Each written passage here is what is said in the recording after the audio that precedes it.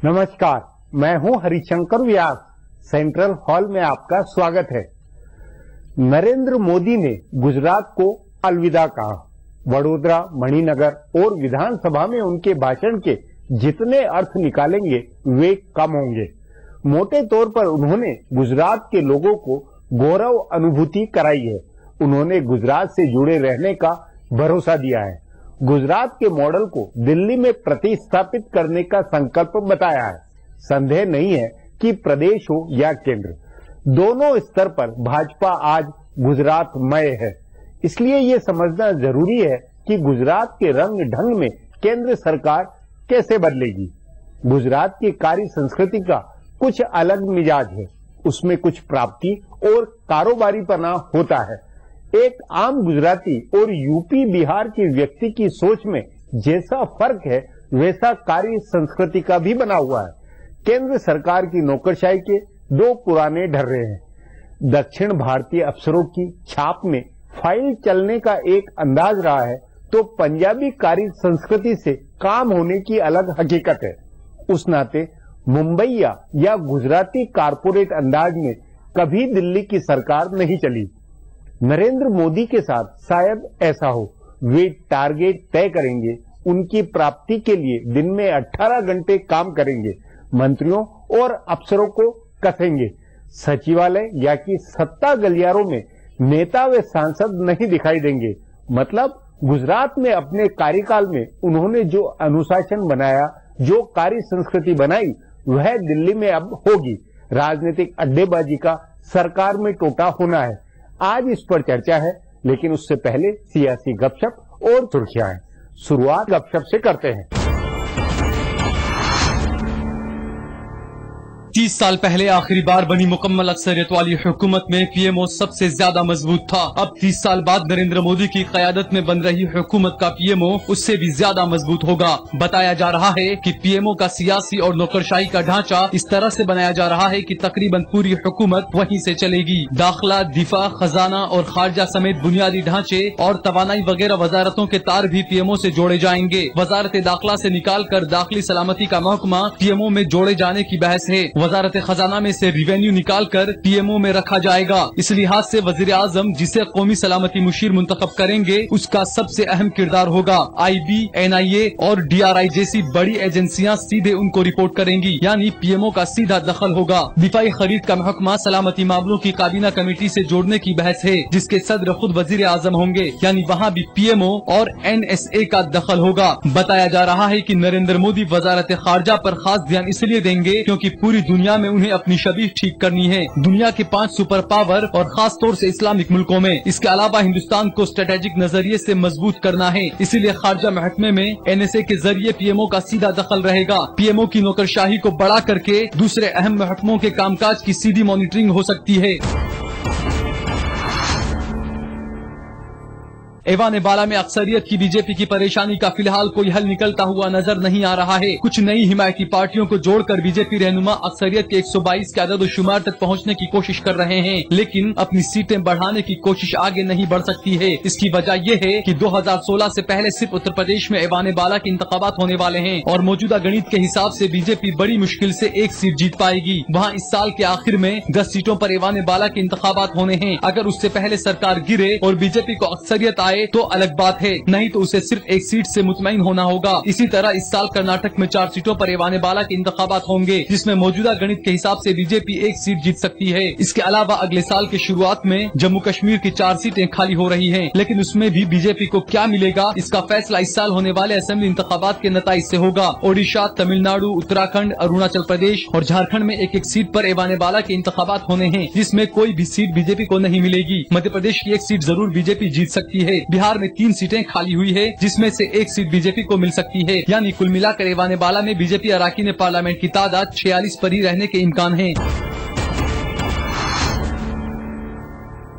मरकज में बन रही नरेंद्र मोदी की हुकूमत में कई ऐसे रहनुमाओं के शामिल होने की बहस है जो कहीं से भी रुकने पार्लियामेंट नहीं है, लेकिन वजीर बनने के 6 महीने के अंदर उनको पार्लियामेंट में लाना जरूरी होगा। इसी तरह पार्टी और हिमायती जमातों के कई ऐसे सीनियर रहनुमा हैं जो या तो इंतखाबात नहीं लड़े हैं या इंतखाब लड़कर हार गए हैं, उनको भी ऐवान बाला में लाने पर बहस चल रही है। लेकिन सवाल है इस साल होने वाले असेंबली इंतखाबात में बीजेपी 2 या 3 से ज्यादा रुकने पार्लियामेंट को जिताने की हालत में नहीं है। बीजेपी के जीत के वक्त से बहस हो रही है कि अरुण शौरी वजीर बनेंगे। बिहार के नायब वजीर आला रहे सुशील मोदी के भी वजीर बनने की बहस है। इसी तरह दिल्ली मेट्रो के इंचार्ज रहे ई श्रीधरन के भी वजीर बनने की बहस है। अगर ऐसा हुआ तो दोनों को ऐवान बाला में लाना होगा। बीजेपी से जुड़े सीनियर रहनुमा सुब्रमण्यम स्वामी ऐवान बाला की उम्मीद में हैं। तो भागलपुर से इंतखाब लड़कर मामूली फर्क से हारे सैयद शाहनवाज की नजर भी बिहार की ऐवान बाला की सीट पर है। माहिरीन का कहना है कि सीमांध्र में टीडीपी और बीजेपी की जीत में अहम किरदार अदा करने वाले फिल्म अदाकार पवन कल्याण को ऐवान बाला में लाया जाएगा। तमिलनाडु में बीजेपी के साथ मिलकर लड़े कैप्टन विजयकांत या उनके खानदान के किसी रुकन और एमडीएम के रहनुमा वाइको को भी ऐवान बाला में भेजने की बात हो रही है। कम से कम अगले साल होने वाले असेंबली इंतखाबात से पहले सबको ऐवान बाला में भेजना मुमकिन नजर नहीं आ रहा है। अब आज की सुर्खियां हैं, ये लीक से कुछ हटकर है, इनसे देश के मूड को बूझ सकेंगे। बिहार में नया सियासी तनासुब उभरता हुआ दिख रहा है। नीतीश कुमार के सख्त मुखालिफ लालू प्रसाद यादव की पार्टी आरजेडी ने बिहार की जनता दल यू हुकूमत को बिना किसी शर्त के हिमायत देने का ऐलान कर दिया है। आरजेडी लेजिस्लेचर पार्टी के रहनुमा अब्दुल बारी सिद्दीकी ने कहा है कि बिहार में पहली बार महादलित वजीर आला बना है। इसके बाद उन्होंने जनता दल यू हुकूमत को हिमायत देने का ऐलान किया। हालांकि नए वजीर आला जीतन राम मांझी की हुकूमत के पास पहले से मुकम्मल अक्सरियत है और वो कल बहुत आसानी से अपनी अक्सरियत साबित करने की पोजीशन में है, लेकिन आरजेडी की जानिब से हिमायत देने के बाद नए तनासुब के इम्कानात देखे जा रहे हैं। गुज़िश्ता हफ्ते को नीतीश कुमार ने लोकसभा इलेक्शन में शिकस्त की अखलाकी जिम्मेदारी कबूल करते हुए वजीर आला के ओहदे से इस्तीफा दे दिया था और नया वजीर आला तकर्रुर किया था। माना जा रहा है कि बीजेपी और उसकी हलीफ जमातों की भारी भरकम जीत के बाद बिहार में सेकुलर ताकतों को एक करने की मुहिम शुरू हो गई है, जिसका पहला कदम यह है कि लालू प्रसाद यादव की पार्टी ने नीतीश कुमार की पार्टी को अपनी हिमायत दी है।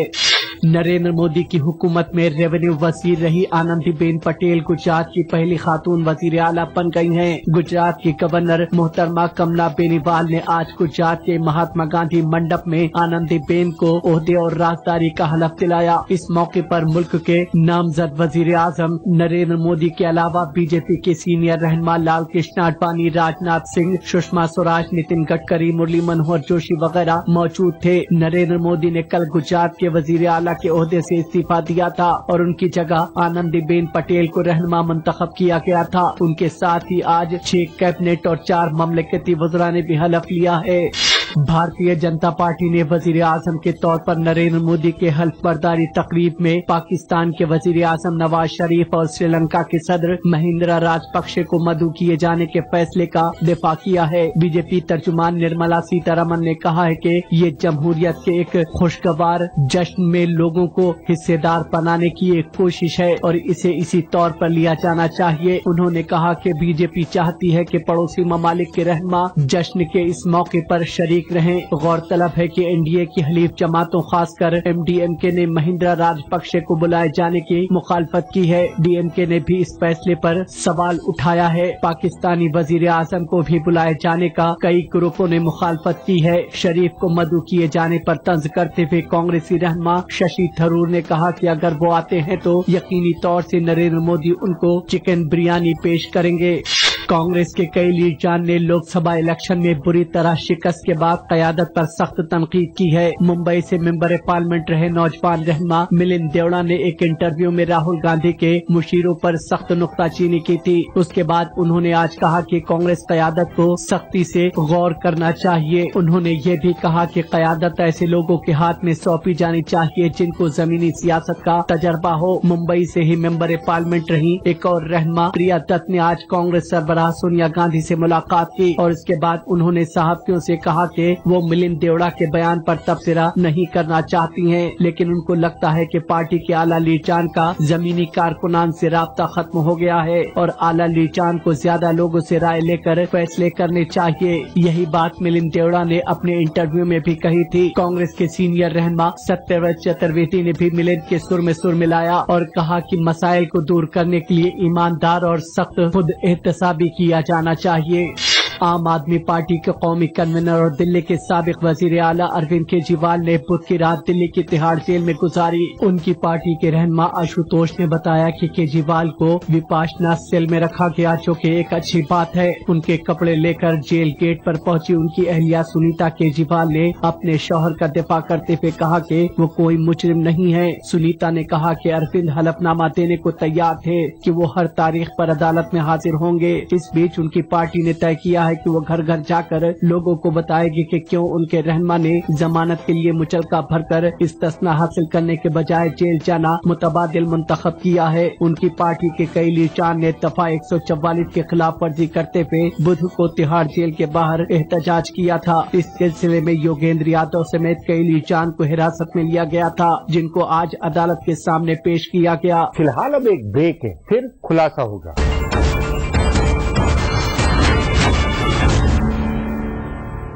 बतौर मुख्यमंत्री नरेंद्र मोदी ने गुजरात में जो किया वह अब इतिहास है। इसमें राजनीतिक और प्रशासनिक दोनों के गंभीर पहलू है। गुजरात के पिछले तमाम मुख्यमंत्रियों से मोदी का नेतृत्व अलग रहा है। क्या ऐसा प्रचारक के संस्कार होने के कारण था? इस पर आगे चर्चा करें उससे पहले देखें मेरा एक खुलासा। मुख्यमंत्री का अनुभव मामूली नहीं होता है। नरेंद्र मोदी ने गुजरात में 12 साल जैसा राज किया। जो अनुभव बनाया उसी अनुसार वे दिल्ली में कार्य योजना बना रहे हैं, अफसरों से बात कर रहे हैं, उनसे फीडबैक ले रहे हैं। सो गुजरात की तर्ज पर केंद्र सरकार को चलाने की कोशिश के कई आयाम हैं। इस पर चर्चा के लिए आज मेरे साथ वरिष्ठ पत्रकार शीला भट्ट है।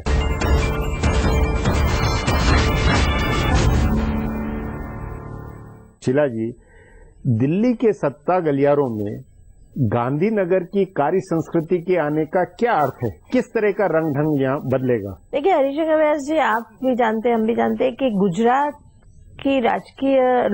के लोग बहुत राजकारण में नहीं है जितने उत्तर प्रदेश और बिहार के।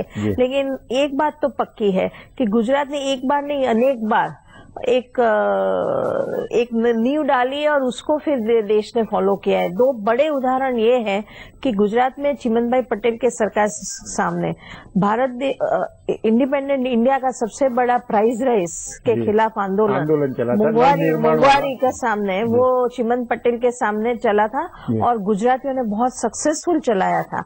और उसके बाद जयप्रकाश नारायण ने पटना में गांधी मैदान में आंदोलन सभा भरी थी और वहां भी एक्नॉलेज किया था कि गुजरात का ये बहुत बड़ा आंदोलन था और उसमें गुजरात की यूथ पावर का सबसे पहली बार इस्तेमाल हुआ था। पहली बात। दूसरी बात, गुजरात में ही वीपी सिंह की मंडल कमीशन वाली रिपोर्ट आई और जैसे वीपी सिंह ने कमंडल के सामने मंडल लगाया, उसके पहले गुजरात में बहुत बड़ा आंदोलन अहमदाबाद के एलडी इंजीनियरिंग कॉलेज में उसके छात्रों ने रिजर्वेशन के सामने किया था। तो अनामत आंदोलन भी पहली बार इंडिया का नहीं हुआ था, पहले गुजरात में हुआ था। और तीसरी बात, मैं ये दोनों प्राइज राइस और अनामत, देखिए ये दोनों बड़े इशू है, सोशल, फैमिली, हर एक इंसान को असर करने वाले। और अब तीसरी बात, मुझे लग रहा है कि आपने देखा होगा नरेंद्र मोदी ने 2-3 बार बताया है कि भारत बदल रहा है, अब आपको बदलना है तो बदलो। वो कह रहा था कि मैंने पार्टी के लोगों को भी कहा। मैं मानती हूँ कि गुजराती लोग, अभी ये अच्छा है या बुरा हम नहीं कह रहे हैं, जो सत्य, जो एक हकीकत है सामाजिक, उसकी बात कर रही हूँ।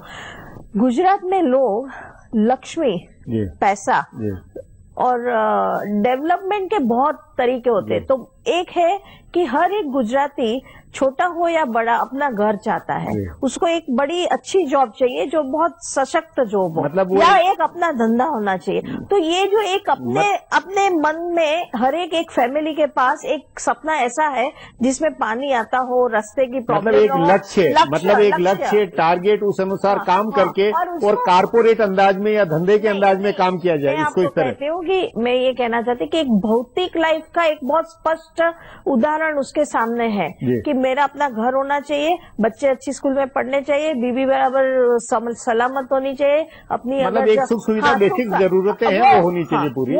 मुझे लग रहा है जैसे गुजराती तीन चार पीढ़ी से कर रहे हैं, ऐसा देश कर रहा है। मतलब वो अब आपके अनुसार वो जो है जो कार्य संस्कृति वो लक्ष्य वो अब दिल्ली की सत्ता में शिफ्ट होंगे और काम का तरीका तौर तरीका वो सब बदलेंगे। इसीलिए बदलेगा। मैं ये कहना मैं आपको एक बहुत अच्छी बात बता दूं, दिल्ली में, पटना में, कानपुर में, ये ईटीवी के जहाँ ज्यादा लोग हैं हिंदी भाषी, हमें मतलब गुजरातियों को एक बात नहीं समझ आती है कि बड़े बड़े लोग अच्छी जॉब है, अच्छे धंधे और रहते हैं भाड़े के घर में।